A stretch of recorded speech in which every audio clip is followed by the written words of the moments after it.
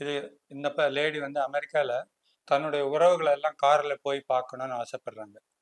அப்போ அவங்க ஐச்சிங்கை கன்சல்ட் பண்ணும்போது அவங்களுக்கு இமெயில் வருது. அதை ஃபோரமில் போட்ட உடனே நான் சொன்னேன், go and meet the oldest lady in the house. வீட்டில் இருக்கிற மூத்த பெண்ணை பார் அப்படின்னு சொல்கிறேன். முதல்ல அந்த அம்மாவுக்கு புரியல. அப்புறம் புரிஞ்சுக்கிட்டு என்ன சொல்கிறாங்க, முடிவு எடுக்கிறாங்க. அப்போ அவங்களுக்கு என்ன தெரிய வருதுன்னா, அவங்க வீட்டில் ஒரு அத்தை இருக்காங்க, வயசானவங்க. அவங்க தான் ஃபேமிலியில் இருக்கிறதுலேயே மூத்தவங்க. அவங்கள போய் பார்க்குறாங்க முதல்ல. மீதி பேரை அதுக்கப்புறமா பார்க்குறாங்க. இந்த அத்தையை போய் பார்த்த அந்த 2 நாள் அத்தை லாஸ்ட் டேஸ். அதுக்கப்புறம் அவங்க இறந்து போயிடுறாங்க. இது அர்த்தம் என்னன்னா, அவங்க யாரோ எங்கேயோ இருக்காங்க, என்ன நடவடிக்கையோ எடுக்கிறாங்க, நான் எங்க இருந்தோ அதை சொல்றேன். அதை அவங்க உணர்ந்து பொருந்தி அதை நடவடிக்கை எடுத்து அதுக்கான ரிசல்ட் அவங்களுக்கு கிடைக்குது. இப்படி சொல்லிண்டே போல. இப்போ எனக்கு கன்சல்ட் பண்ணவங்க இப்போ படிக்கிற பையன் வந்து அமெரிக்காவில் இருக்கார், கலிஃபோர்னியாவில். போன மாதம் பிப்ரவரி முடிவில் ஒருத்தருக்காக படித்தேன் நான். அவர் வந்து அமெரிக்காவில் வேலை செஞ்சுன்னு இருக்காரு.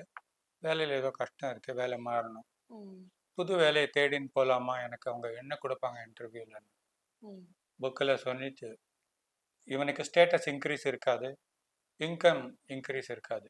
இப்போ என்ன இருக்கோ அப்படியே அங்கே வைப்பாங்க. அப்படி இந்த நபர் போய் இன்டர்வியூ அட்டன் பண்ணுறாரு.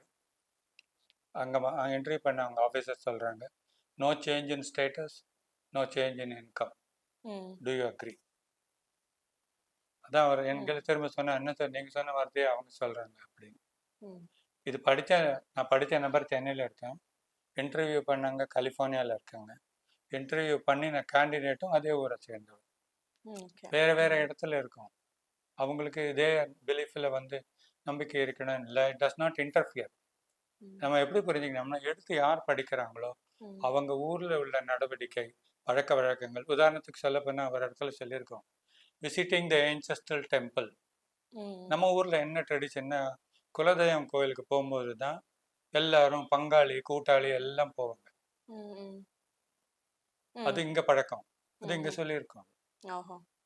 உங்களால் நீங்கள் படிக்கிறவங்க உணர்ந்துக்க முடியும், இங்கே என்ன கண்டிஷனோ அதை அங்கே காட்டும். கண்ணு முன்னாடி நம்ம என்ன நடவடிக்கை எடுத்திருக்கோமோ அதை அங்கே உணர்த்தும்.